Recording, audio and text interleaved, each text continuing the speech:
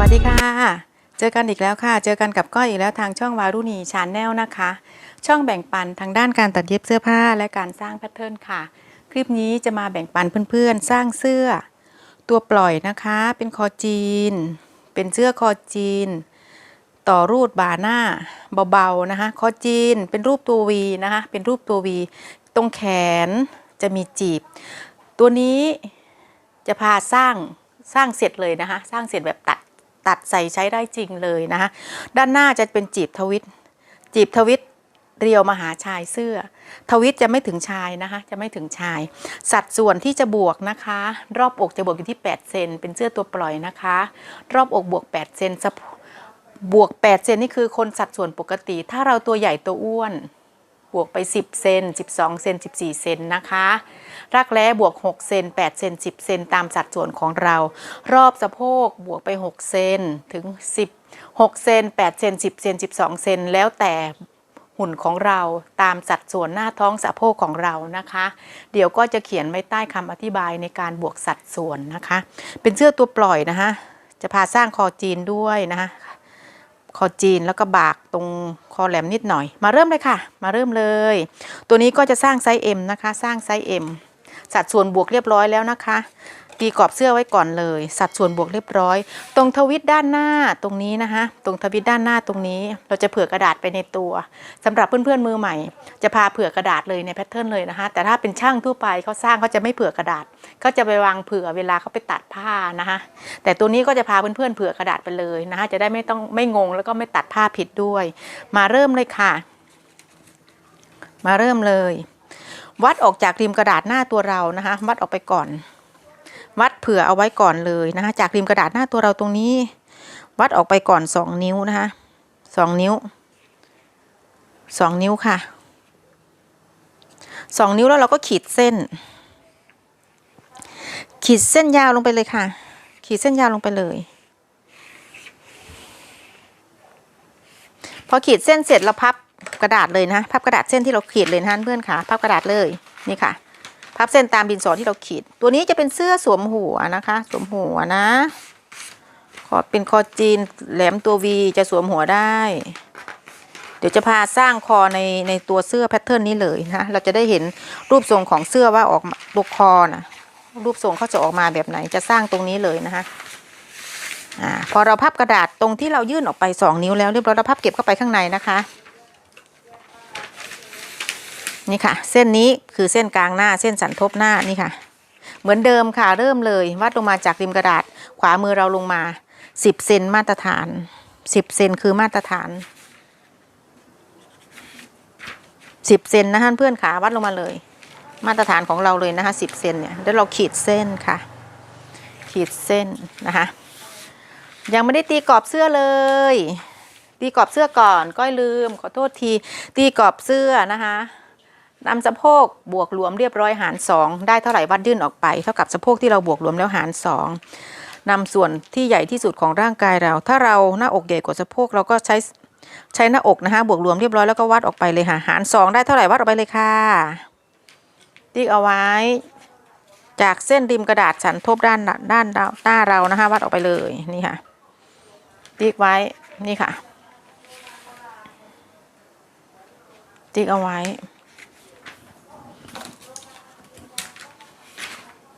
ขีดเส้นเราจะได้เส้นกลางหลังค่ะเส้นนี้เรียกว่าเส้นกลางหลังการตีกรอบเสื้อก็ดีอย่างนี้แหละค่ะเราจะได้เห็นสัดส่วนเลยนี่ค่ะต่อมา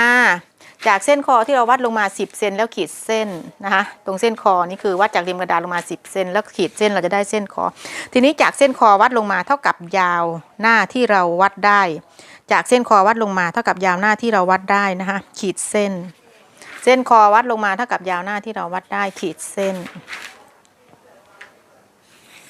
เราจะได้เส้นเอวเส้นนี้เรียกว่าเส้นเอวจากเส้นเอววัดลงมา20 เซนมาตรฐานค่ะ20 เซนมาตรฐานนะคะ20 เซนแบ่งครึ่ง10 เซนมาตรฐานติ๊กเอาไว้จากเส้นเอววัดลงมา20 เซนมาตรฐานติ๊กเอาไว้20 เซนมาตรฐานแบ่งครึ่ง10 เซนมาตรฐานติ๊กเอาไว้เส้น10 เซนที่เราแบ่งครึ่งจาก20 เซนขีดเส้นเราจะเรียกว่าเส้นสะโพกบนนะคะเส้นเอววัดลงมา20 เซนขีดเส้นเราจะเรียกว่าเส้นสะโพกล่าง ต่อมาเราจะไปหาเส้นหน้าอกกันนะเราจะมาหาเส้นหน้าอกกันเส้นคอและเส้นเอวนะคะแบ่งครึ่งเส้นคอและเส้นเอวแบ่งครึ่งนะคะติ๊กเอาไว้แบ่งครึ่งติ๊กเอาไว้ขีดเส้นเราจะเรียกว่าเส้นอกค่ะเส้นอกและเส้นคอแบ่งครึ่งค่ะเส้นอกและเส้นคอแบ่งครึ่งติ๊กเอาไว้ขีดเส้นเชื่อมเข้าหากันเราจะเรียกว่าเส้นบ่าเส้นหลักๆเราได้แล้วนะคะขีดเส้นเลยข้อบ่าอกเอวเส้นหน้าท้องเส้นสะโพกนะคะเส้นหลักๆเราได้แล้วต่อมาเราจะมาหาเส้นสะโพกทำชิ้นหลังหน้าหลังเท่ากันนะคะเหมือนเดิมถ้าเราอยากได้ชิ้นหน้าใหญ่กว่าชิ้นหลังสำหรับคนที่ตัวใหญ่เราก็นำผลลัพธ์ของสะโพกของเราที่บวกหลวมเรียบร้อยแล้วหารได้ผลลัพธ์เท่าไหร่เราก็จดตัวเลขของเราเอาไว้เลยนะคะจดตัวเลขของเราเอาไว้นะคะตัวนี้จะทำเท่ากันนะผลลัพธ์ได้เท่าไหร่สะโพกบวกหลวมเรียบร้อยได้ผลลัพธ์เท่าไหร่วัดบวกหลวมแล้วหาร4ได้เท่าไหร่วัดออกไปเลยค่ะวัดออกไปเลยนะติ๊กเอาไว้ในกรณีที่เราจะทำชิ้นหน้าใหญ่กว่าชิ้นหลังนะคะเราติ๊กเอาไว้แล้วบวกเพิ่มไปอีก1เซนบวกเพิ่มไปอีก1เซนนะคะหน้าอกก็เหมือนกันบวกรวมเรียบร้อยหาร4แล้วจดตัวเลขเอาไว้แล้ววัดออกไปจากริมกระดาษติ๊กเอาไว้แล้วบวกเพิ่มไป1เซนนะคะอันนี้ชิ้นหลังชิ้นหน้าชิ้นหลังของสะโพกเราตีกรอบแล้วก็จะพอดีอัตโนมัตินะคะอันนี้พอดีอัตโนมัติต่อมาหน้าอกนะคะบวก8หาร4นะคะบวก8หาร4ได้เท่าไหร่วัดออกไปจากริมกระดาษหน้าตัวเราค่ะจากสันทบกระดาษตรงนี้หน้ากว่าเราค่ะติ๊กเอาไว้ในกรณีที่เราตัวใหญ่จะทำชิ้นหน้าใหญ่กว่าชิ้นหลังเราติ๊กเอาไว้แล้วบวกเพิ่มไป1เซนนะคะชิ้นหลังหน้าอกบวกส่วนที่เราหาร4แล้ววัดออกมาเลยค่ะได้เท่าไหร่ที่เราหาร4แล้ววัดออกมาเลยติ๊กเอาไว้ในส่วนที่เราจะทำชิ้นหน้าใหญ่กว่าชิ้นหลังเราติ๊กเอาไว้แล้วลบออกไป1เซนถอยคือลบ1เซนแล้วเราก็ขีดเส้นเชื่อมหากันกับเส้นสะโพกเราจะได้ชิ้นหน้าใหญ่กว่าชิ้นหลังในกรณีที่เราตัวใหญ่นะคะแต่ถ้านี่ไซส์หุ่นปกติก็คือทำหน้าและหลังเท่ากันไปเลยอันนี้เรียบร้อยนะคะเส้นอกมาหาเส้นสะโพกขีดเส้นเชื่อมเรียบร้อยต่อมาเราจะมาหาเส้นอกสูงอกห่างก็ต้องมีนะคะในส่วนนี้อกห่างหาร2วัดออกไปเลยค่ะจากเส้นกลางหน้าวัดออกไปเลยค่ะติ๊กเอาไว้ขีดเส้นฉากลงไปอกสูงวัดทะแยงจากเส้นคอนะคะวัดทะแยงจากเส้นคอนะคะอกสูงเราวัดได้เท่าไหร่วัดทะแยงลงไปเลยค่ะติ๊กเอาไว้ค่ะติ๊กเอาไว้ต่อมาเราจะมาหากรอบคอแนวนอนของคอนะคะบวกไป1เซนหาร6แล้วบวกไป1เซนขอโทษค่ะแนวตั้งของคอหน้ารอบคอหาร6ผลลัพธ์ได้เท่าไหร่บวกไป1เซนตัวนี้ใช้รอบคอมาตรฐานก็คือ36วัดขึ้นมาเลยค่ะบวก1เซนก็จะได้เป็น7เซนมาตรฐานแนวตั้งคอ7เซนแนวนอนคอ6เซนครึ่งมาตรฐานนะคะมาตรฐานค่ะถ้าเพื่อนๆตัวใหญ่นะตัวอ้วนก็แนะนำให้ใช้คอของเรามาหารนะคะ38-40หาร6นะคะได้ผลลัพธ์เท่าไหร่แนวตั้งของคอบวกไป1เซนก็จะได้เท่ากับแนวตั้งของคอนะคะหาร6แล้วมาบวกไป1เซนแนวนอนบวกไป 0.5 คือบวกครึ่งเซนไม่งงนะคะเราจะได้ใส่เสื้อที่สวยแต่ที่ก้อยสร้างอยู่คือใช้รอบคอมาตรฐานก็คือ36เซนนะคะแนวสูงของคอแนวตั้งของคอแบ่งครึ่งค่ะ7เซนแบ่งครึ่งได้3เซนครึ่งค่ะขีดเอาไว้เราจะได้เส้นไหล่เราจะได้เส้นไหลต่อมาตรงเสื้อตัวนี้เขามีเกล็ดนะคะเขามีจีบ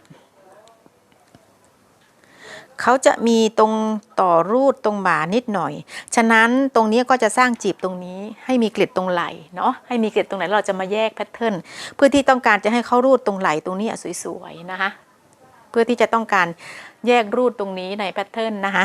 ไปต่อค่ะพอเราได้เส้นไหล่เสร็จไหล่เราหาร2นะคะไหล่เราหาร2วัดจากริมกระดาษออกไปเลยค่ะหาร2นะได้เท่าไหร่วัดออกไปเลยติ๊กเอาไว้ขีดเส้นคอสูงลงหาเส้นไหล่ที่เราติ๊กเอาไว้ จากเส้นที่เราขีดหากันตรงนี้วัดเอาไว้นะคะว่ากี่เซนวัดเลยจากจุดนี้มาจุดนี้วัดได้เท่าไหร่นะคะตรงนี้ไซส์ M ก็จะได้อยู่ที่13เซนแบ่งครึ่งคือ6เซนครึ่งติ๊กเอาไว้นะคะ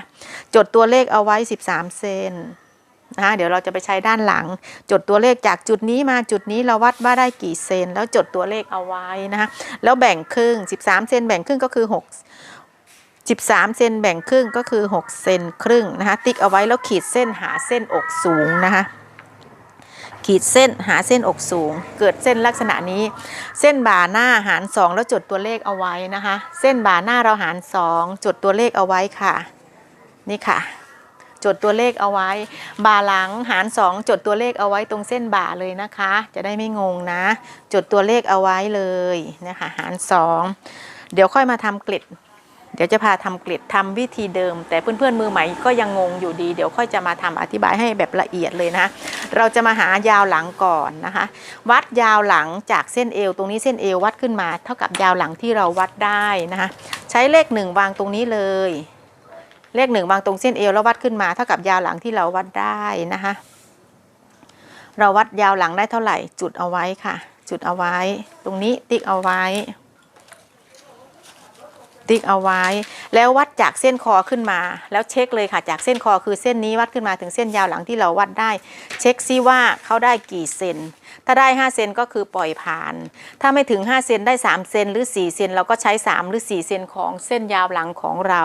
แต่ถ้าเขาเกินไป5เซนเป็น6เซน7เซนเราจะปรับมาใช้5เซนคือมาตรฐานนะคะเราจะปรับมาใช้มาตรฐานเราจะไม่ปล่อยใช้แบบ6เซนหรือ7เซนยาวหลังที่เราวัดมาเพราะว่ายาวหลังจะยาวเกินไปนะคะปรับมาใช้มาตรฐานแต่ถ้าเราวัดยาวหลังขึ้นมาถึงตรงนี้เราจุดเอาไว้จากเส้นคอวัดขึ้นมาได้3เซนเราก็ใช้ยาวหลังของเราเลยนะคะอันนี้ก็ไปต่อนะก็จะอธิบายทุกคลิปแบบนี้เลยนะคะ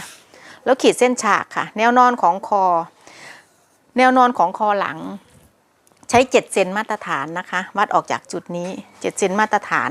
ก็คือใช้รอบคอของเราหาร6แนวนอนคอหลังบวกไป1เซนนะคะรอบคอหาร6บวกอีก1เซนคือแนวนอนของคอหลังแนวสูงของคอหลังขีดเส้นฉากขึ้นไปจะใช้อยู่ที่2เซนนะคะจะใช้อยู่ที่2เซนวัดขึ้นมา2เซนถึง2เซนครึ่งกรณีที่เราจะใช้2เซนครึ่งก็คือเรารอบคอ38 40หรือ42วัดจากแนวนอนคอตรงเนี้ยแนวสูงคอหลังขึ้นมา2เซนครึ่งนะคะอย่าให้เกิน3เซนนะเดี๋ยวทรงเสื้อจะไม่สวยต่อมาจากเส้นคอกับเส้นคอสูงหลังวัดมาได้เท่าไหร่7เซนแบ่งครึ่งก็คือ3เซน3เซนครึ่งเราจะนำมาต่อกับเส้นบ่าหลังหาร2ได้เท่าไหร่วัดออกมาค่ะติ๊กเอาไว้แล้ววัดจากเส้นบ่าขึ้นมา7เซนบังคับนะคะ7เซนติ๊กเอาไว้คือเส้นบังคับจากจุดนี้มา7เซนบังคับนะคะบังคับทุกคนเลยติ๊กเอาไว้แล้วนำส่วนที่เราแบ่งครึ่งจากเส้นคอตรงเนี้ยจากคอมาหาเส้นคอสูงหลัง7เซนถูกไหมถ้าของเพื่อนๆ5เซนหรือ6เซนก็นำ6เซนมาหาร2แต่ตัวนี้เขาได้7เซนก็จะแบ่งครึ่งหาร2ก็จะได้3.5 เซนถ้าของเพื่อนๆวัดขึ้นมาได้6เซนแล้วก็แบ่งขึ้นก็คือ3แล้วก็จะมาบวกต่อกับตรงนี้คือ3เซน3เซนครึ่งแล้วแต่ของแต่ละท่านจะไม่เท่ากันตัวนี้3เซนครึ่งนะคะแบ่งครึ่งแล้วได้3เซนครึ่งวัดจากจุด7เซนขึ้นมา3เซนครึ่งค่ะติ๊กเอาไว้แล้วขีดเส้นเราจะได้เส้นไหล่หลังจากไหล่ตรงนี้ที่เราวัดเอาไว้จดตัวเลขเอาไว้คือ13เซนจากจุดนี้มาจุดนี้เราวัดได้13เซนถูกต้องไหมคะได้13เซนแล้วเราวางเลข1นะคะตรงไม้บรรทัดวางตรงเส้นคอสูงหลังมาหาเส้นนี้เลข1จะต้องอยู่ตรงเส้นคอสูงด้านหลังเลข13จะต้องอยู่ตรงเส้นไหล่ที่เราขีดลาดลงไปนะคะติ๊กเอาไว้เลยนี่ค่ะนี่เลยง่ายๆนะคะเรียบร้อยในส่วนการหาสัดส่วนของด้านหลังเพื่อนๆจะงงของส่วนของด้านหลังนะคะตรงนี้ก็จะมีผลนะไม่งงนะเพราะว่าก็จะอธิบายทุกคลิปนะคะเพื่อนๆค่ะเวลาเพื่อนๆหาช่องไม่เจอเพื่อนๆกดติดตามไว้นะคะช่องจะได้ไม่หายเวลาทำแบบเสื้อแต่ละแบบจะได้หาง่ายหน่อยมันจะเด้งขึ้นมาเวลาก้อยลงคลิปนะคะต่อมาจะมาหาเกร็ดตรงนี้การหาเกร็ดตรงนี้บ่าหน้าเราหาร2จดเอาไว้เลยจดตัวเลขเอาไว้เส้นไหลที่เราวัดจากคอสูงหน้าลงไปหาเส้นไหลตรงนี้เท่าไหร่เราจดเอาไว้ทำเกล็ดจะมาทำเกล็ดนะคะพับเลยนี่ค่ะ พับเกล็ดที่เราแบ่งครึ่งของไหล่เส้นนี้เห็นไหมมาหาเส้นอกสูงนี่จุดนี้นี่ค่ะกดเขากดลงไปนี่ค่ะให้มาตกเส้นที่เราแบ่งครึ่งคือเส้นคอเส้นไหล่ตรงนี้ให้เส้นคอให้เกล็ดตรงที่เราแบ่งครึ่งตรงนี้นะคะจากจุดนี้มาจุดนี้เราแบ่งครึ่งให้จุดที่เราแบ่งครึ่งมาตกตรงเส้นไหล่นี่ค่ะวางเอาไว้ให้เข้าพอดีเส้นแล้ววัดจากจุดคอสูงด้านหน้ามาหาเส้นคอให้ได้13เซนคือของที่เราจดเอาไว้คือตรงนี้ของเพื่อนๆกี่เซน13เซน14เซน15เซนแล้วแต่ของแต่ละท่านไม่เท่ากันแล้ววางเลยค่ะจากเส้นคอสูงตรงนี้มา13เซนให้ตกถึงเส้นคอเส้นนี้เส้นคอจากที่เราวัดจากเส้นริมกระดาษลงมา10เซนแล้วขีดเส้นที่ก้อยบอกว่าเส้นนี้เรียกว่าเส้นคอให้ตกถึงเส้นนี้คือ13เซนของเพื่อนๆ14เซนก็วัดลงไป15เซนก็ให้ตกแบบนั้นนะคะวัดเลยนี่ค่ะให้เส้นเขาขนานกันนะนี่ค่ะให้เส้นนี้เขาตรงกันเส้นนี้ให้ตรงกันเส้นอื่นๆช่างเขาเส้นอื่นๆช่างเขา13เซนถึงตรงไหนนี่ค่ะติ๊กเลยติ๊กเอาไว้แล้วต้องเก็บทำสัญลักษณ์เอาไว้นะคะแล้วขีดเส้นนี่ค่ะทำสัญลักษณ์เอาไว้13เซนจากจุดนี้มาจุดคอสูง13เซนบ่าหน้าที่เราวัดหารเอาไว้นะคะบ่าหน้าวัดจากสันทบกระดาษตรงนี้วัดจากเส้นกระดาษตรงนี้กลางหน้าเราออกไปเท่ากับยาวหน้าที่เราเท่ากับบ่าหน้าที่เราหารได้ติ๊กเอาไว้เบาๆนี่ค่ะเรียบร้อยแล้วเปิดกระดาษออกไปแล้วขีดเส้นเราได้เกล็ดไหลแล้วนี่ค่ะพอเราได้เกล็ดไหลเราโค้งรักแร้เลยนะคะรักแร้บวกหลวมเรียบร้อยรักแร้บวก6เซน8เซน10เซนก็ได้นะคะถ้าตัวใหญ่ก็บวกไปเลย10เซน12เซนนะเราจะได้ใส่เสื้อสบายแต่ที่บวก6เซนนี่คือคนที่อก33 34 35ก็จะบวกอยู่ที่6เซนนะคะตัวนี้ก็บวก6เซนรักแร้ก็จะ46เซนนะคะบวกรวมเรียบร้อยของก้อย46เซนค่ะขีดเส้นวัดจากเส้นอกลงมาคร่าวๆก่อนสักประมาณ1เซนก่อนนะคะเริ่มแรกก่อนวัดลงมาก่อนนะถ้าไม่พอหรือว่าเขาเกินเราค่อยปรับขึ้นเนาะค่อยปรับขึ้นค่ะเราค่อยปรับขึ้นวางจากเส้นไหลนะคะจากจุดไหลมาหาจุดบ่าหลังนี่ค่ะวางหาเส้นอกนี่ค่ะบ่าหน้าก็เช่นกันนี่ค่ะเราเช็คเลยโค้งแล้วเช็คเลยนะคะเพื่อนขาโค้งแล้วเช็คเลยตรงนี้มันเป็นมุมแหลมเดี๋ยวเราค่อยแต่งทีหลังเช็คก่อนว่าได้46เซนไหมของเพื่อนๆเท่าไหร่ก็เช็คเลยนะนี่ค่ะด้านหลัง21เซนครึ่งรวมได้43ได้44ขาดไป2เซนขาดไป2เซนก็จะถอยลงมาจะปรับเข้าลงมานะจะปรับลงมาจากเส้นนี้ลงมาอีกประมาณให้ถึงเส้นอกสูงเต็มที่ให้ถึงเส้นอกสูงจะไม่ให้เกินเส้นนี้นะคะจะไม่ให้เกินเส้นนี้ในกรณีที่ของเพื่อนๆโค้งถึงเส้นหน้าอกตรงนี้เวลาเราโค้งรักแร้เนาะเราโค้งตรงเนี้ยรักแร้เราก็ยังเกินไปมันเกินไปค่ะมันเยอะแล้วสมมติว่ารักแร้50เราโค้งเส้นอกตรงนี้ได้50ได้53เราสามารถปรับขึ้นมาได้นะคะปรับขึ้นและปรับลงจนกว่าเราจะได้รักแร้เท่าที่เราต้องการนะคะแต่ในกรณีที่เราจะปรับลงได้เต็มที่คือไม่ให้เกินเต็มที่คือพอดีเส้นอกสูงเราจะไม่ให้เกินเส้นอกสูงนะคะในกรณีที่เราจะปรับรักแร้ลงตรงนี้เราสามารถปรับลงและปรับขึ้นจนกว่าจะได้รักแร้ของเรานะคะอันนี้ก้อยไปต่อนะคะอันนี้ก้อยไปต่อค่ะขีดเส้นใหม่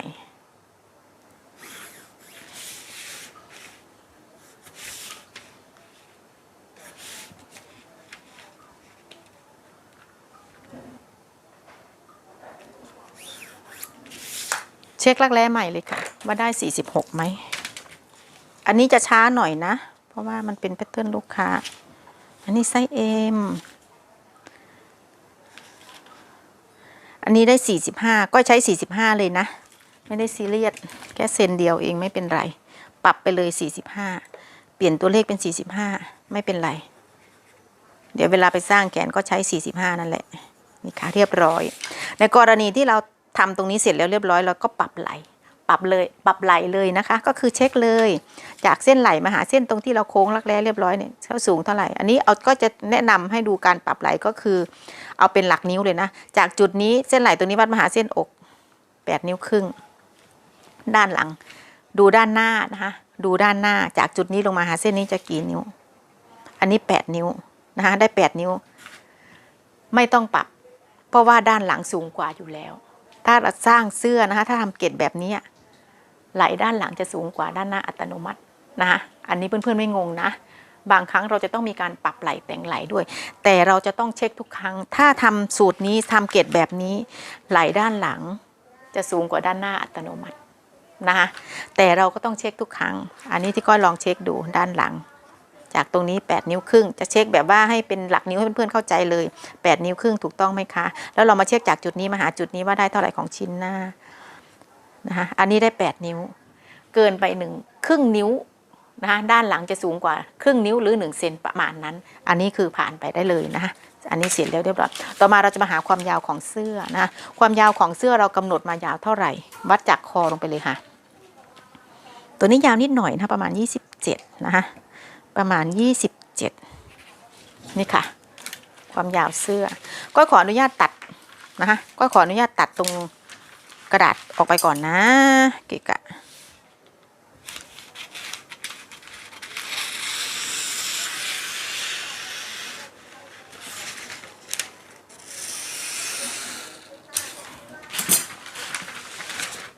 อันนี้ความยาว27ขีดไว้แล้ววาดลงมาแล้วขีดไปก่อนนี่ค่ะเดี๋ยวค่อยแต่งชายค่ะเพื่อนค่ะตัดออกไปเป็นเส้นตรงก่อนนะคะตรงสันทบกระดาษที่ก้อยบอกเผื่อเอาไว้2 นิ้วก็ยังต้องใช้นะก็ยังต้องใช้นะก็ยังต้องใช้มีเสียงรบกวนนะคะกราบขออภัยเก็บเอาไว้ก่อนเดี๋ยวจะไว้สร้างแขนสร้างคอนะคะแผ่นนี้ตรงชายเสื้อเขาจะโค้งนะคะชายเสื้อเขาจะโค้งชายเสื้อเขาจะโค้งนะคะเห็นไหมคะตรงนี้เขาจะโค้งเนาะชายเสื้อเขาจะโค้งอันตัวนี้จะโค้งเยอะหน่อยนะคะจะโค้งเยอะหน่อยนะปรับเลยอันนี้เสื้อยาว27ถูกต้องไหมคะนี่ค่ะวัดจากเส้นชายขึ้นมา2 นิ้วตัวนี้ก็จะปรับขึ้นมา2 นิ้วเลยนะคะ2 นิ้วถึง2 นิ้วครึ่งแล้วติ๊กเอาไว้ค่ะติ๊กเอาไว้ตรงชายแล้วเราโค้งเลยนะคะใช้โค้งเลยเขาเป็นเสื้อแบบดีไซน์ค่ะนี่ค่ะโค้งลักษณะนี้ตัวนี้โค้งเยอะหน่อยนะคะเขาจะโค้งลักษณะนี้นะคะนี่ค่ะชายเสื้อค่ะด้านหน้าได้ด้านหลังถ้ากลัวไม่เสมอกันเราพับเลยพับเส้นกลางตรงนี้ไว้เลยนะคะขีดเส้นฉากตรงนี้เป็นเส้นกลางขออนุญาตหมุนกระดาษนะคะแล้วก็พับเลยตรงนี้ถ้าเรากลัวโค้งไม่สม่ำเสมอด้านหน้าได้ด้านหลังนะคะกดรอยออกไปใส่ชิ้นหลังค่ะขออนุญาตหมุนกระดาษนะนี่ค่ะเราก็จะได้โค้งที่เสมอกันนี่ค่ะเหมือนกันก็จะตัดออกนะคะตัวนี้เป็นเสื้อตัวปล่อยนะตัดออกไปเลยค่ะ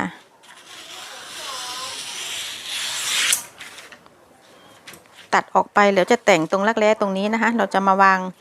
ว่าเขาโค้งเขาหักไหมนี่ค่ะเช็คเลยนี่ค่ะเส้นรักแร้ที่เราได้ใหม่ที่เราโค้งใหม่นี่ค่ะเขาแหลมตรงนี้เขาแหลมถูกต้องไหมคะอันนี้เขาแหลมทิ่มลงไปเราจะต้องแต่งนะคะแต่งเลยไม่ว่าจะเป็นแขนหรือว่าตัวเสื้อนะคะเราจะต้องแต่งทุกครั้งนะคะเราจะปล่อยผ่านนะเวลาเราไปเข้าแขนมันจะไม่สวยนี่ค่ะเขาแหลมเขาจิ้มนะก็จะแต่งใหม่ใช้ไม้บรรทัดหัวนกแก้วหรืออะไรก็ได้ระวางโค้งใหม่เลยเนี่ย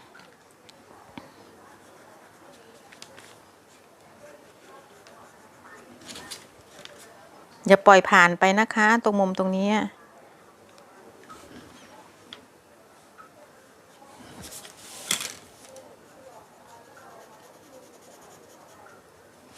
เรียบร้อยค่ะ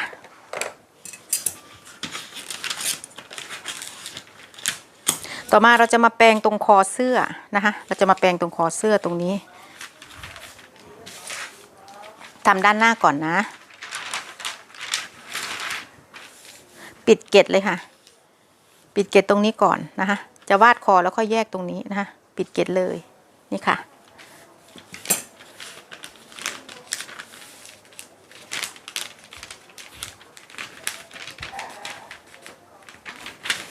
ตัดเลยดีกว่ามันแข็งถ้าพับกระดาษเข้าไปซ้อนกันจะแข็งก็ใช้วิธีตัดเลยนะคะนี่ค่ะตัดแล้วปิดเกล็ดเลยค่ะตรงนี้เลยนะคะ ให้ตรงกันนะคะ เส้นไหลให้ตรงกันเส้นอื่นๆช่างเขาเส้นไหลเส้นนี้ให้ตรงกันเส้นนี้เส้นนี้เส้นนี้ไม่ตรงเรื่องของเขาเราเน้นเส้นด้านบนคือเส้นไหลนะคะคือเส้นไหลนี่ค่ะติดให้แน่นเลยค่ะ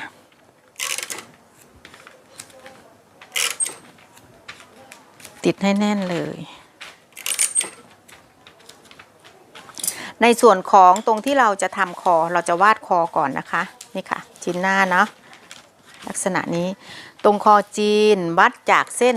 ข้างคอออกมา1 เซนครึ่งนะคะ1 เซนครึ่งนะคะเพื่อนๆค่ะ1 เซนครึ่งวัดลงมาจากเส้นคอ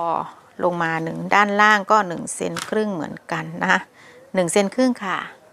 แล้วขีดเส้นหากันนะคะขีดเส้นหากันนี่ค่ะจากจุดนี้มาจุดนี้เราแบ่งครึ่งค่ะตัวนี้12 เซนแบ่งครึ่งก็คือ6 เซนนี่ค่ะแล้วตีเส้นฉากนะคะแบ่งครึ่งเสร็จตีเส้นฉากค่ะวัดลงมาจากจุดนี้ลงมา2 เซนนะคะ2 เซน2 เซนติ๊กเอาไว้แล้วเราจะโค้งคอขออนุญาตหมุนกระดาษนะคะใช้ไม้บรรทัดหัวนกแก้วหรือไม้บรรทัดยูเคิร์ฟนะคะวางจากจุดที่เราวัดออกมา1 เซนครึ่งแล้วก็จุดที่เราขีดเอาไว้วัดลงมา2 เซนแล้วก็จุดนี้นะคะวางเลยนะคะเพื่อนๆขาวางเลยแล้วเลื่อนขึ้นเลื่อนลงเลื่อนหาเลยนะคะนี่ค่ะนี่ค่ะใช้ไม้บรรทัดหัวนกแก้วสารพัดประโยชน์เรานี่แหละนี่ค่ะเลื่อนขึ้นเลื่อนลงเลยนี่ค่ะเส้นนี้เรียกว่าเส้นคอ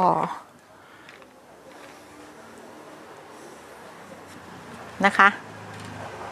เรียบร้อยจากจุดนี้ที่เราโค้งเส้นคอนะคะวัดว่าได้เท่าไหร่เช็คเลยว่าได้กี่เซนแล้วเราจะหาร3นะคะ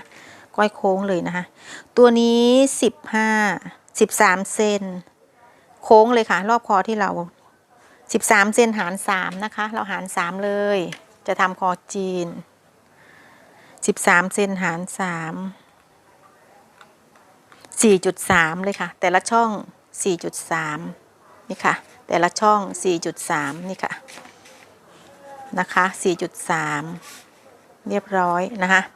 ต่อมาในส่วนของคอจีน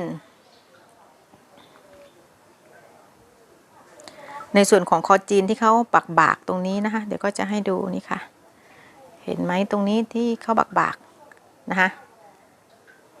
ที่เขาบากตรงนี้วัดเข้ามาจากเส้นคอที่เราโค้งนะคะจากเส้นที่เราโค้งวัดเข้าไป4 เซนนะคะวัดเข้าไป4 เซนขอโทษค่ะวัดเข้าไป2 เซนครึ่งจากจุดนี้มาจุดนี้2 เซนครึ่งค่ะนี่ค่ะนะคะเข้ามา2 เซนครึ่งคอลึกวัดจากจุดฐานคอลงมาจากจุดนี้ลงมานะคะให้เราวัดให้เราสังเกตเส้นยอดอกของเราคือจุดนี้ว่าคอเราอ่ะจะลึกแค่ไหนให้สังเกตจุดตรงนี้นะคะจากจุดนี้วัดลงมาวัดเข้ามา2 เซนครึ่งนะคะจากจุดนี้ได้2 เซนครึ่งค่ะแล้ววัดคอลึกลงมาเราต้องการคอลึกเท่าไหร่ให้สังเกตตรงจุดยอดอกของเราประมาณ8 เซนนะคะ8 เซนจุดเอาไว้แล้วขีดเส้นหาเส้น2 เซนครึ่งที่เราขีดเข้ามานะคะขีดเส้นนี้นี่ค่ะ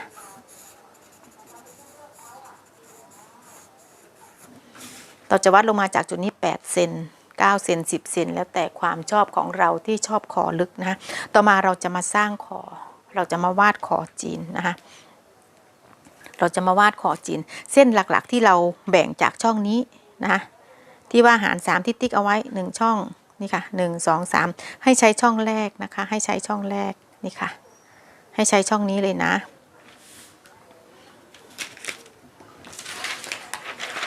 นำด้านหลังไหลของด้านหลังมาวางทบนะคะเส้นโค้งตรงนี้คือเส้นที่เราจะไปตัดผ้านะคะเดี๋ยวเราจะสร้างคอจีนในกระดาษตัวนี้เลยนะคะสร้างคอจีนเสร็จแล้วค่อยจะทำตรงแปลงตรงบ่านะคะเราจะได้เห็นรูปทรงพอเราวางให้ทบให้เท่ากันนะคะตรงคอตรงนี้ให้พอดีกันดูไหลด้วยนะคะดูไหลด้วยเขาสมูทกันไหมตัวนี้ได้นะคะโค้งพอดีสวยนะคะตัวนี้ได้นะโค้งพอดีสวยเราจะมาทำคอจีน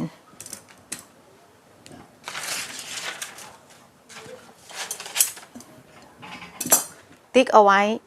นี่ค่ะวัดจากเส้นฐานคอด้านหลังลงไป 0.5 นะคะครึ่งเซนค่ะ 0.5 ถึง 0.75 นะคะเป็นคอจีนอย่าเอาลงเยอะนะคะอย่าเอาลงเยอะแล้วก็วางไม้บรรทัดเลยค่ะแล้วก็โค้งเลยนะคะนี่ค่ะวางให้ได้รูปทรงนะคะเห็นไหมให้เขาเข้าไปตั้งแต่ด้านหน้าเลยค่ะไม้บรรทัดตรงนี้ก็จะมีประโยชน์สารพัดเลยนะคะนี่ค่ะวางเลยค่ะนี่โค้งให้พอดีสวยนี่ค่ะเส้นนี้คือเส้นที่เราจะไปตัดผ้าเข้าคอนะคะเส้นนี้เราโค้งเป็นแนวไว้เลยนี่ค่ะแล้วเราวัดจากเส้นคอหลังชิ้นหลังเนี่ยวัดว่าได้กี่เซนนะคะโค้งจากจุดนี้มาจุดนี้กี่เซนตัวนี้ได้9เซนนะคะได้9เซนจดเอาไว้9เซนจดเอาไว้เราจะมาต่อตรงนี้ต่อมาจากจุดนี้ที่เราโค้งคอเสร็จแล้วเรียบร้อยถ้าเพื่อนๆไม่ทันแคปหน้าจอเอาไว้นะคะตรงนี้ตัดใส่ใช้ได้จริงนะคะเราโค้งคอเสร็จเรียบร้อยนะคะวัดออกมา2เซนครึ่ง2เซนครึ่งจากจุดนี้วัดออกมา2เซนครึ่งค่ะติ๊กเอาไว้ตรงนี้จะเป็นเส้นที่เราจะวาดปกนะคะเราจะวาดปกจุดแรกที่เราหาร3คือช่องนี้ที่ก้อยติ๊กเอาไว้นี่ค่ะ1 2ให้ใช้ช่องนี้นะคะเราจะโค้งคอนี่ค่ะ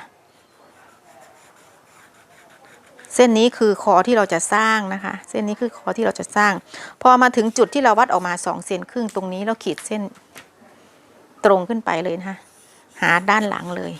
จากจุดไหล่ตรงนี้วัดออกไปเท่ากับ9เซนก็คือเท่ากับเส้นคอตรงนี้ที่เราโค้งได้คือ9เซนจากเส้นไหล่นะคะวัดออกไปเลย9เซน9เซนถึงตรงไหนติ๊กเอาไว้เลยค่ะติ๊กเอาไว้เบาๆเผื่อออกมาสัก1เซนก่อนก็ได้เผื่อขาดเผื่อเหลือนะคะติ๊กเอาไว้ก่อนแล้วเราค่อยตัดทิ้งนะคะขีดเส้นเราอยากได้คอจีนใหญ่เท่าไหร่ตามหน้าปกก็ประมาณ2เซนครึ่งเราก็วัดจากจุดนี้มา2เซนครึ่งนะ2เซนครึ่ง3เซนแล้วแต่เรานะแต่ตามหน้าปกก็จะประมาณ2เซนครึ่งค่ะวาดเป็นแนวมาตามรูปคอที่เราขีดนะคะ2เซนครึ่งวาดเป็นแนวตามรูปคอที่เราขีดนะเดี๋ยวก็จะทำให้ดูสีแดงนี่คือเส้นคอที่เราจะไปตัดเสื้อนะไอ้ดินสอที่ขีดออกมาข้างๆนี่คือคอที่เราสร้างนะคะสีแดงนี่คือเส้นคอที่เราจะใช้จริงเวลาเราไปตัดไอ้ดินสอที่ขีดออกมาคือเราสร้างคอในตัวเสื้อนะเดี๋ยวเพื่อนๆไปตัดผิดตัดถูกนะคะเดี๋ยวไปตัดผิดตัดถูกแล้วยุ่งเลยนี่ค่ะสีแดงนี่คือเส้นคอจริงนะคะนี่ค่ะแล้วเราก็วาดออกจากตรงนี้เราก็วนมาเลยเราต้องการคอใหญ่เท่าไหร่2เซนครึ่งถูกต้องไหมเราก็วาดลงมา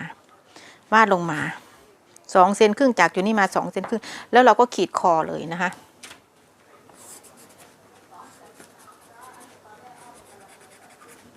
ขีดคอต่อมารูปทรงของคอในแบบของเขาเขาเป็นมุมไหนเขาเป็นมุมลักษณะไหนตรงนี้เห็นไหมคะตรงรูปคอเราวาดเลยวาดในกระดาษตรงนี้คือเหมือนกับเรายืนใส่เลยค่ะเราเห็นเลยนะถ้าเราวาดตรงนี้นี่ค่ะ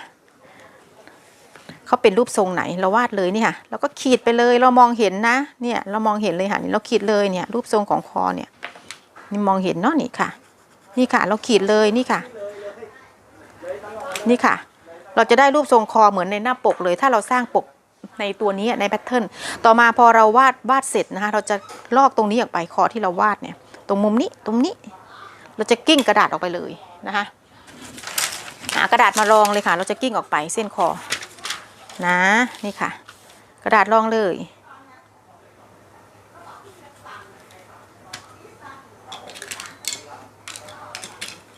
กิ้งเลยค่ะตามเส้นที่เราวาดตรงเส้นดินสอเส้นนี้นะคะเส้นสีแดงนี่คือเส้นตัวเสื้อนะอย่าสับสนนะคะเพื่อนๆค่ะกิ้งออกไปเลยค่ะกิ้งตามเส้นคอที่เราวาดนะคะกิ้งตามคอที่เราวาดกลางหลังติ๊กเอาไว้แล้วเผื่อเอาไว้นะคะที่ก้อยบอกว่าของเขา9เซนเราเผื่อไปอีก1เซนเป็น10เซนแล้วเราค่อยตัดออกเผื่อขาดเผื่อเหลือเนาะตรงไหล่ตรงนี้เรากิ้งตัดเอาไว้ด้วยตรงเส้นคอที่จุดแรกที่เราวาดขีดตัดออกไปกิ้งตัดคอไปเลยนะคะได้แล้วนะคะพอได้จุดนี้แล้วเราจะมาโค้งคอนะคะเราจะมาโค้งคอของตัวเสื้อนะคะเรากิ้งออกมาเสร็จเรียบร้อยเราก็เกาตามเส้นเลยค่ะเกาตามเส้นรูปคอจีนที่เราทำเลยนะคะนี่ค่ะคอจีนเราอยากได้ใหญ่เราก็วัดใหญ่นะคะ2เซนครึ่ง3เซนนี่ค่ะคอจีนที่เรา ร่างออกมาจากของแพทเทิร์นเสื้อเราจะเห็นรูปร่างหน้าตาของคอเสื้อได้เลยนะคะตรงจุดนี้นะนี่ค่ะทีนี้เราจะมาวนคอนะคะ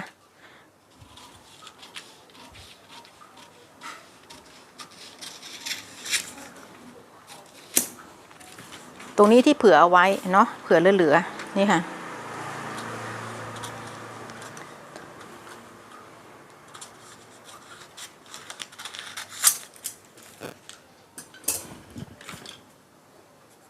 เส้นที่เราติ๊กเอาไว้แต่ละจุดละช่วงนะคะเราวนเลยค่ะอันนี้เรามาวนเลยใช้คอตรงนี้นี่คือเส้นไหลนะคะเราวางตรงนี้นะคะวนเลยเราจะได้เห็นรูปทรงของคอนี่ค่ะวนเลยเส้นสีแดงคือจุดนี้ที่เรากิ้งออกมานะคะเนี่ยวนเลยตรงเส้นไหลเขาก็จะพอดีนี่ค่ะตรงเส้นไหลเขาจะพอดีตรงเส้นไหลตรงนี้นะคะเราวนมาหาด้านหลังเลยเห็นไหมคะด้านหลังเขาถึงตรงไหนตรงที่เราเผื่อไปมันเกินถึงตรงไหนเราก็ตัดออกนะคะด้านหลังคือตรงนี้เป็นเส้นฉากนะคะเราก็จะได้คอจีนสวยๆโดยที่เรามองเห็นรูปร่างหน้าตาของเขาในแพทเทิร์นเลยเวลาเราใส่จริงเราก็จะได้มองเห็นลักษณะนี้เสร็จแล้วค่ะวิธีสร้างคอจีนอันนี้เก็บไว้นะคะต่อมาในส่วนของตรงนี้เราติดไว้เลยเดี๋ยวก้อยลบชิ้นนี้ออกนะเดี๋ยวก้อยลบคอที่เราสร้างออกไปก่อนมันหลายเส้นอันนี้สำหรับแนวการสร้างคอแค่นั้นเองก็ลบออกไปนะคะก็ลบออกไปเราใช้เส้นสีแดงตัดคอเราใช้เส้นสีแดงนะคะตรงไหล่ตรงนี้เห็นตรงรูดไหมคะนี่ค่ะประมาณนี้นะต่อเลยต่อไหล่ชิ้นหลังและชิ้นหน้าติดกันไปเลยนี่ค่ะต่อไปเลยนะคะติดกันไปเลย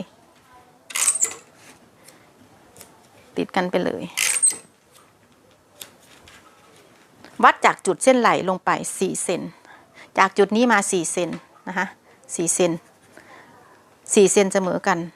เท่ากันเราจะตัดต่อตรงนี้รูดนะคะเราจะตัดต่อตรงนี้รูดเดี๋ยวก่อนที่จะตัดต่อการแยกแพทเทิร์นนะคะเดี๋ยวจะสร้างแขนก่อนเพราะว่าต้องวนแขนว่าเข้าพอดีไหมเราวัดจากจุดเส้นบ่าลงมา4เซนแล้วขีดเส้นนะคะแล้วก็จะตรงนี้เราจะรูดแบ่งครึ่งจากจุดนี้มาจุดนี้วัดได้เท่าไหร่อันนี้11เซนแบ่งครึ่งคือ5เซนครึ่งตรงนี้เราขีดเส้นมาหาเส้นยอดอกคือเส้นเกล็ดที่เราปิดนะคะเพื่อนค่ะเส้นเกล็ดที่เราปิดตรงนี้นะคะเราจะรูดเราจะปิดเกล็ดทั้งหมด3เส้นนี่ค่ะห่างกันประมาณ3เซนช่องนี้3เซนช่องนี้ก็3เซนเดี๋ยวเราจะตัดแยกนะคะขีดหาเส้นหน้าอกให้เป็นรูปทรงลักษณะนี้นะคะถ้าไม่ทันแคปหน้าจอไว้นะคะเดี๋ยวจะแยกตรงนี้เพื่อจะได้ให้ตรงบ่าเขาสวยๆตรงบ่าเขาจะได้สวยๆนะคะขีดไว้ก่อนตรงนี้เอาไว้ก่อนเดี๋ยวจะวนแขนพักไว้ก่อนนะคะเดี๋ยวสร้างแขนเขาเป็นจีบทวิตนะคะแขนเขาเป็นจีบทวิตนะนี่ค่ะตรงแขนเขาจะเป็นจีบทวิตตรงปลายแขนตรงนี้เป็นจีบทวิตค่ะเดี๋ยวมาสร้างเลยนะคะสร้างแขนก่อนเลยเดี๋ยวจะไปวนแขนว่าพอดีไหมปกเสื้อเราสร้างเสร็จเก็บไว้ค่ะตัดใส่ใช้ได้จริงนะคะทำตามนี้ตัดใส่ใช้ได้จริงเลยทบสันกระดาษนะคะทบกระดาษสันทบเข้าหาตัวเราเลยค่ะนี่ค่ะสันทบเข้าหาตัวเรานะคะจะสร้างแขนตัวนี้แขนเสื้อจะยาวเลยข้อศอกนะคะแขนเสื้อจะยาวเลยข้อศอกกำหนดมาเลยนี่ค่ะเท่าไหร่ตัวนี้เดี๋ยวก็จะเล็งไว้ก่อนเป็นหลักนิ้วนะประมาณ11 12นิ้วเล็งไว้ก่อนวัดลงมาจากริมกระดาษขีดไว้ก่อนประมาณ1 นิ้วคำๆนี่ค่ะเป็นแนวไว้ก่อนนะเป็นแนวไว้ก่อนเดี๋ยวจะพาวนแขนค่ะเดี๋ยวค่อยไปแยกแพทเทิร์นวัดลงมา1 นิ้วแล้วขีดเส้นเลยค่ะวัดจากเส้นที่เราขีด8 นิ้วครึ่งค่ะ8 นิ้วครึ่งขีดเส้นวัดออกไป8 นิ้วมาตรฐานไม่ว่าคุณจะอ้วนหรือผอมขีดเส้นจากจุดนี้ไปเป็นเส้นสามเหลี่ยมนะคะเกิดเส้นลักษณะนี้รอบรักแรกของตัวเสื้อที่เราสร้างเมื่อกี้ของเราเท่าไหร่ตัวนี้ วนจากตรงนี้มาเท่าไหร่ตัวนี้45เซนนะคะตัวนี้45เซนที่สร้างได้แล้วคือ45เซนนี่ค่ะ45เซนหาร2เลยค่ะของเพื่อนเท่าไหร่ก็เท่านั้นนะ45เซนรักแร้ที่เราสร้างได้หาร2ไปเลยค่ะ22.5วัดจากมุมกระดาษเท่ากับรักแร้ที่เราหาร2 22.5ติ๊กเอาไว้ขีดเส้นฉากค่ะจากจุดนี้มาจุดนี้หารเป็น3ช่องแบ่งเป็น3ช่องให้เท่าๆกันนี่ค่ะหาร3จากจุดนี้มาจุดนี้หาร3ค่ะแล้วขีดเส้นจุดที่1จุดที่2จุดที่3จุดที่4คือเส้นใต้ท้องแขนนะคะวัดจากจุดที่1วัดจากจุดที่2ขึ้นมา2เซนครึ่งค่ะ2เซนครึ่งจุดที่3ครึ่งเซนจุดที่4 3เซนนะคะจากจุดนี้มา3เซนนะคะจากจุดนี้มา3เซนเราจะโค้งวงแขนให้วางไม้บรรทัดหัวนกแก้วจากจุดที่1ผ่านจุดที่2มาหาจุดที่3วางให้ได้จังหวะก่อนแล้วค่อยขีดโค้งนะคะไม่ต้องใจร้อนนะวางให้ได้จังหวะก่อนแล้วค่อยขีดโค้งวางจุดที่1ได้จุดที่2ผ่านจุดที่2มาหาจุดที่3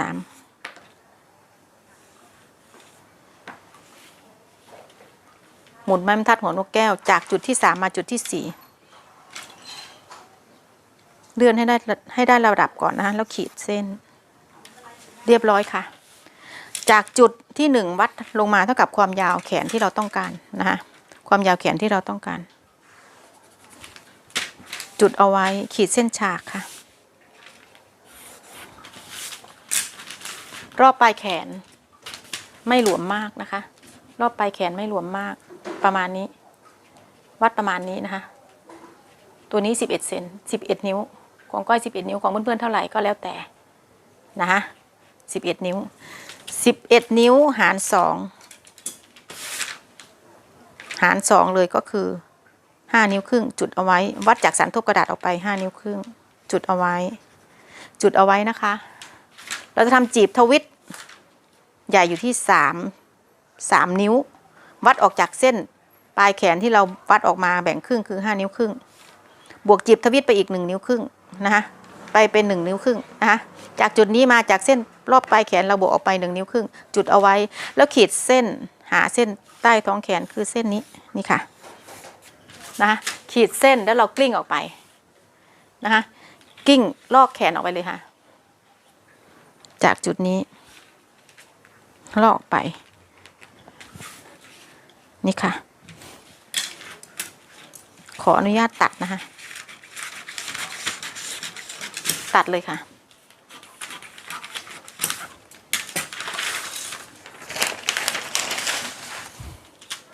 กางกระดาษออกมาสันทบแขนเสื้อขอโทษทีค่ะไม่ได้กิ้งจุดที่2และจุดที่3ออกมาลืมจุดกิ้งจุดนี้ออกไปด้วยนะคะเราจะต้องปรับแขนหน้าและแขนหลังนี่ค่ะ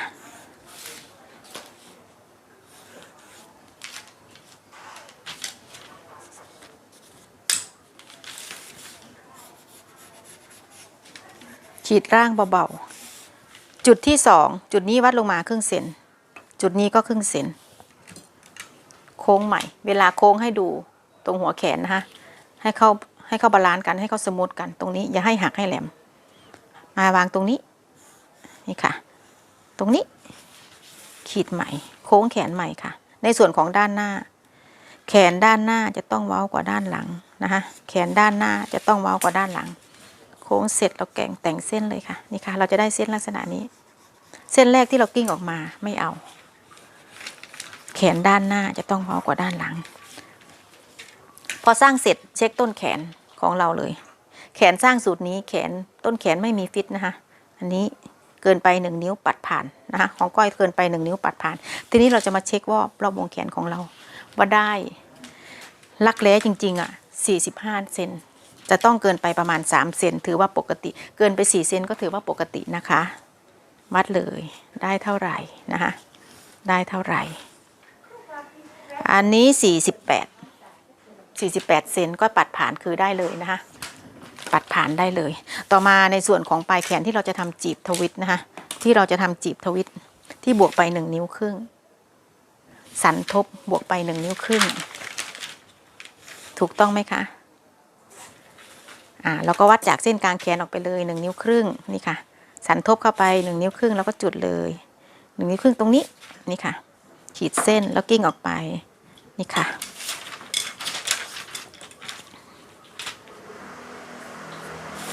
เป็นเส้นปลายแขนนะคะแขนทวิตนี่ค่ะเสร็จเรียบร้อยเราก็พับจีบทวิตเข้าไปเราก็เช็คปลายแขนเลยเราเช็คปลายแขนเลยตรงนี้ได้เท่ากับของเราที่เราวัดได้ตอนแรกไหมของก้อย11 นิ้วนะคะวัดเลย11 นิ้วพอดีไม่ขาดไม่เกินเสร็จแล้วเรียบร้อยในส่วนของแขนนะเราก็จะตัดตรงนี้ออกไปแล้วเราจะมาเช็คตรงวงแขนทุกอย่างจะต้องให้ละเอียดเราจะเช็คตรงนี้ว่าเข้าโค้งเข้าหักเข้างอตรงไหนไหมนะคะปลายแขนกุ้นไปเลยนะคะเพื่อนขาปลายแขนจับจีบทวิตเสร็จกุ้นไปเลยนะคะนี่ค่ะตรงปลายแขนเนี่ยจับจีบเข้าไปเรากิ้งสายผ้าแล้วจับจีบเข้าไปแล้วเราเดินเส้นตามเส้นกิ้งแขนเราเนี่ยเดินเส้นทับเอาไว้แล้วเราไปกุ้นปลายแขนเล็กๆนะคะอันนี้ก็ตัดเผื่อกระดาษไว้นะในส่วนของปลายแขนชิ้นหลังชิ้นหน้าเดี๋ยวเราจะเช็ควงแขนของตัวเสื้อของแขนเสื้อว่าเข้าหักเข้างอไปไหมนี่ค่ะตรงนี้ปลายแขนให้เท่ากันนี่ค่ะความยาวของแขนดูที่ตรงนี้เท่ากันไหมพอเขาเท่ากันเสร็จปุ๊บเรามาดูตรงนี้มาโค้งงอหักแค่ไหนตรงนี้เราก็แต่งให้เขาเป็นโค้งสวยนะคะอย่าให้เขาหักตรงนี้หักนิดหน่อยนะคะแต่งได้ถ้าแหลมเชิดขึ้นมาเราก็ปรับลงแต่ถ้าทิ่มลงเราก็ปรับขึ้นให้เขาเป็นโค้งแบบนี้นะคะเวลาเราไปเข้าแขนเราจะได้สวยๆนะนี่ค่ะพอได้แล้วเราก็ตัดออกไปเลย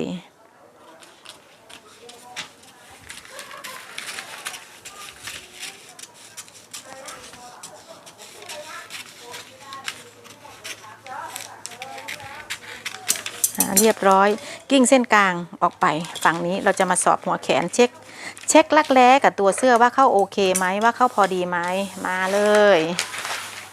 คลิปช้านิดหน่อยนะคะไม่เป็นไรนี่ค่ะแขนหน้าตัวเสื้อหน้าตัวเสื้อด้านหลังแขนหน้าแขนหลังเราจะเช็คแล้วก็คือใช้วางไว้อย่างนี้แล้วเราก็จับปิ้นกระดาษพลิกกระดาษนะคะกลางหลังกลางหน้ากิ้งออกมาแล้ววางลักแร้เลยค่ะตรงจุดนี้วางค่อยๆกดเขาค่อยๆกดนี่ค่ะค่อยๆกดไป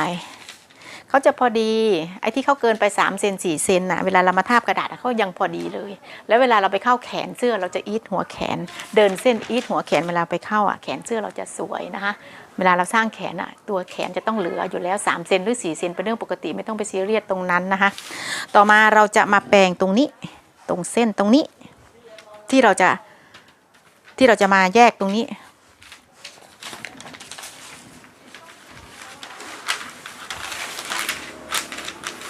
เดี๋ยวตรงเส้นสันทบตรงนี้ค่อยว่ากันนะคะค่อยว่ากันเดี๋ยวก็จะตัดเส้นคอออกไปก่อนนะคะจะตัดเส้นคอออกไปก่อนตัดเลยนะนี่ค่ะคอนี้เราใช้แล้วนี่ค่ะตัดออกไปเลยวัดจากเส้นไหลลงมา4 เซนแล้วขีดเส้นที่ก้อยบอกตอนแรกเพื่อนๆได้จดไว้ไหมจากอันนี้คือเส้นไหลจริงวัดลงมา4 เซนแล้วเราก็ต่อจากก๊อตเทปไหลเราจะปรับมาด้านล่างนี่ค่ะนี่ค่ะตัดออกไปเลยนี่ค่ะตามโค้งแขนเสื้อนี่ค่ะคอหลังก็ใช้แนวนี้เลยนะคะอันนี้รักแร้ตรงนี้เข้าหักตรงนี้คือเส้นไหลเวลาเราไปกิ้งนะคะเวลาเราไปตัดผ้าเราต้องกิ้งสัญลักษณ์เอาไว้เลยว่าคือตรงนี้คือจุดไหล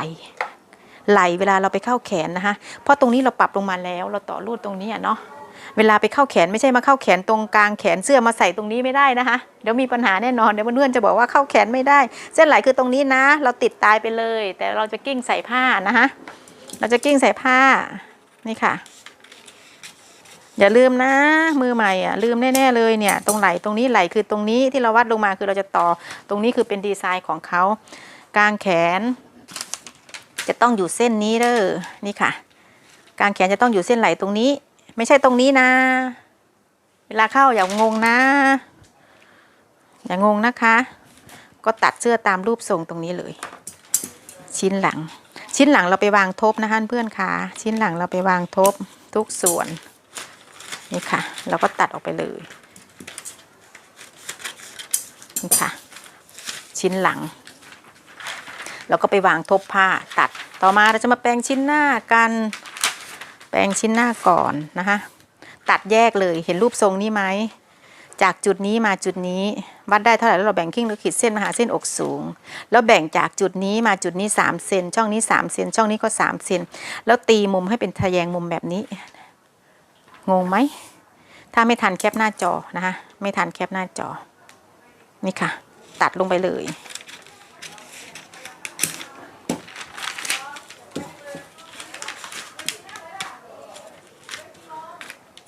จริงๆแล้วเราตัดเป็นเส้นเดียวแบบนี้ก็ได้แต่ตามที่ก้อยมองอ่ะตัดแบบนี้ก็ได้ค่ะไม่ต้องไปทำทะแยงก็ได้นี่ค่ะอย่างนี้เอาอยู่แล้วนี่ค่ะตามมองตามหลักความเป็นจริงแบบนี้เอาอยู่แล้วค่ะตัดเส้นเดียวก็ได้2 เส้นนี้ไม่ต้องเอานะ2 เส้นนี้ไม่เอาค่ะไม่ต้องไปมองตัดแยกแล้วแซมกระดาษเลยค่ะที่เราจะรูดตรงนี้เอาอยู่ค่ะอันนี้ทุกอย่างจะมีการดัดแปลงและแก้ไขนะคะจะไม่มีอะไรตายตัวนะตัดแยกแบบนี้แล้วเอาอยู่เลยค่ะเขาแยกไปเท่าไหร่เรื่องของเขาไม่มีตัวเลขนะไม่มีตัวเลขนะคะตรงนี้แยกเท่าไหร่ก็คือเราติดกระดาษให้เรียบเลยตรงนี้ไม่มีตัวเลขนะคะนี่ค่ะเอาอยู่ไอ้ตรงที่ก้อยบอกว่าวัดจากจุดนี้มา3 เซนไม่ต้องไปมองแล้วไม่เอาแล้วนะคะทุกอย่างมีการแก้ไขนะนี่ค่ะตัดเลยเส้นเดียวเอาอยู่เส้นเดียวเอาอยู่ค่ะทุกอย่างมีการแก้ไขได้นะคะ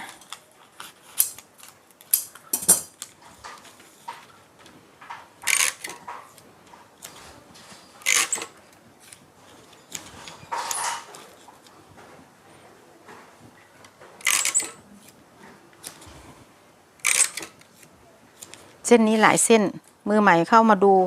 เดี๋ยวจะงงขออนุญาตลบออกนะคะตอนแรกนึกว่าจะไม่ได้ก็เลยตีเป็น3 เส้นแต่บังเอิญว่าแยกออกไปแล้วเส้นนี้มันได้ทุกอย่างนะมันไม่มีกฎตายตัวนะคะเราใช้ดุลพินิจของเราในการทำเสื้อแต่ละครั้งในการสร้างแบบนะคะ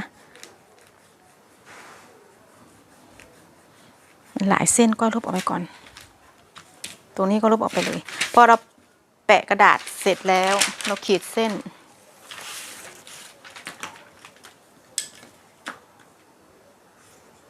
นี่ค่ะ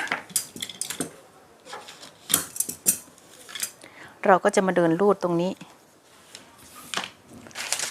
ให้มาเข้ากับชิ้นหลังตรงนี้นี่ค่ะก็จะเหมือนในหน้าปกเลยนะคะก็จะเหมือนในหน้าปกเลยคอเราก็จะมาเข้าตรงนี้ถูกต้องไหมต่อมาในส่วนของทวิตด้านหน้าถูกต้องไหมคะทวิตด้านหน้าเส้นนี้คือเส้นกลางหน้าที่เราพับเอาไว้ตอนแรกคือ2 นิ้วถูกต้องไหมนี่ค่ะตรงนี้คือเส้นกลางหน้านี่ค่ะจะดูการเย็บล็อกของเขากี่เซนเขาล็อกมาถึงเส้นตรงหน้าอกนะคะเส้นล็อกทวิตตรงนี้นี่ค่ะใช้เส้นอกนี่เลยใช้เส้นยอดอกของเราเลยเย็บล็อกถึงตรงนี้นะคะเย็บล็อกถึงตรงนี้2 นิ้วครึ่งจากเส้นกระดาษตรงนี้ถูกต้องไหมตรงนี้มันเป็นทวิตแบ่งครึ่งนิ้วหนึ่งขีดเส้นเวลาไปวางผ้าวางสันทบนะคะนี่ค่ะวางสันทบนี่ค่ะตรงนี้เขาจะเป็นทวิตเรียวมหาชาย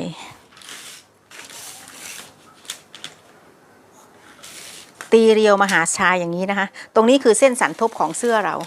เพื่อนๆเห็นตรงนี้ไหมเขาไม่ได้ทวิตถึงชายเสื้อนะถ้าถึงชายเสื้อตรงนี้ที่เราบวกที่เราเผื่อออกไป2 นิ้วตรงเนี้ยเสื้อเขาจะตัวใหญ่ตรงเนี้ยตัวใหญ่ทีนี้เราจะทำยังไงถึงจะได้เหมือนเขาเราจะทำยังไงถึงจะได้เหมือนเขาเพียงแต่เราจะจับจีบตรงด้านบนเราก็ใช้วิธีด้านบนคือ2 นิ้วเราขีดเรียวหาชายตรงนี้คือสันทบตรงนี้คือเส้นกลางเราใช้วิธีขีดเส้นเรียวหาเส้นนี้นี่ค่ะนี่ค่ะเสื้อเราจะได้ไม่ต้องตัวใหญ่กระโปรงลงนะคะไม่ให้เหมือนแบบเลยนี่ค่ะขีดเส้นเรียวหาเส้นนี้แล้วตัดออกไปเลย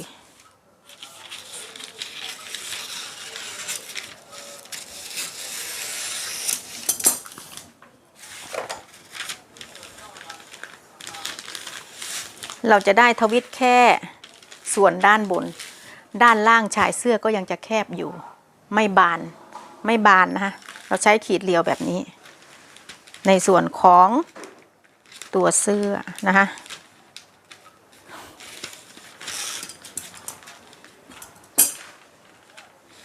เวลาเราไปวางผ้าวางสันทบนะคะวางกระดาษตรงนี้สันทบนะคะ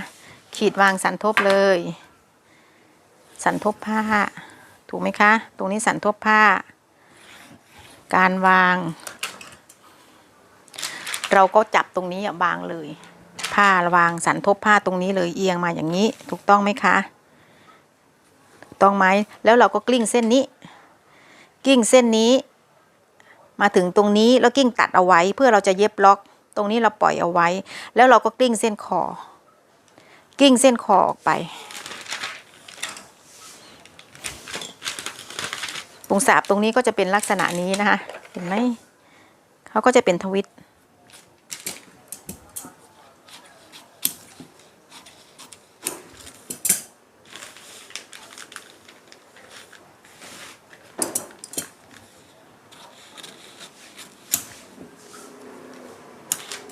เขาจะเลยขึ้นมาถึงตรงนี้เลย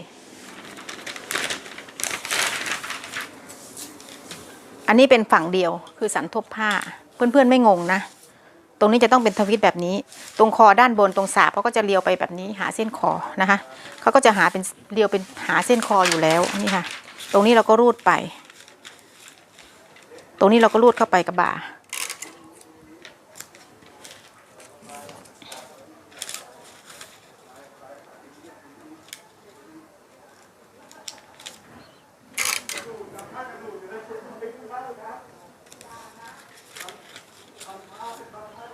อันนี้ให้ดูคร่าวๆนะคะก็ติดให้ดูคร่าวๆแค่นั้นเองให้ดูคร่าวๆนะคะจะได้เห็นเป็นรูปทรงของคอเสื้อ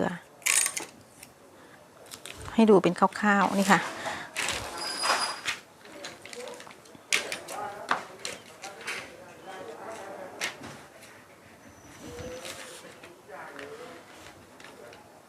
คอเสื้อเขาก็จะเป็นลักษณะนี้เพื่อนๆไม่งงเนาะเราก็จะได้คอเสื้อตามหน้าปกเลยถ้าเราสร้างอย่างนี้นะคะเราก็ไปวางตัดตามที่เราสร้างมาสันทบหน้านะคะสันทบหน้าอันนี้คือเวลาเราเย็บเสร็จเนาะก็จะเป็นรูปทรงลักษณะนี้แต่เวลาเราไปวางผ้าจริงชิ้นหน้าและชิ้นหลังต้องวางทบผ้านะคะอย่าลืมว่าทวิตตรงนี้เราจะขีดเรียวจาก2 นิ้วลงไปหาชายเสื้อตรงนี้ให้เขาเรียวเป็นลักษณะนี้นะแล้วเวลาเราวางตรงนี้เป็นสันทบผ้าเสร็จแล้วนะคะเพื่อนๆขาวิธีสร้างปกเสื้อคอจีนแขนจีบบ่าหน้าต่อรูดลองทำกันดูนะคะหวังว่าคลิปที่ก้อยลงคงจะเป็นประโยชน์กับเพื่อนๆไม่มากก็น้อยนะคะก็จะพยายามลงคลิปตามหน้างานที่ก้อยทำแต่ละวันอย่าลืมกดติดตามนะคะช่องจะได้ไม่หายจะได้เห็นเวลาก้อยลงคลิปนะคะเพื่อนๆจะได้เห็นเวลาทำงานสร้างแพทเทิร์นแต่ละแบบแต่ละวันของก้อยนะคะแบ่งปันกันค่ะเจอกันใหม่คลิปหน้าค่ะเพื่อนๆสวัสดีค่ะ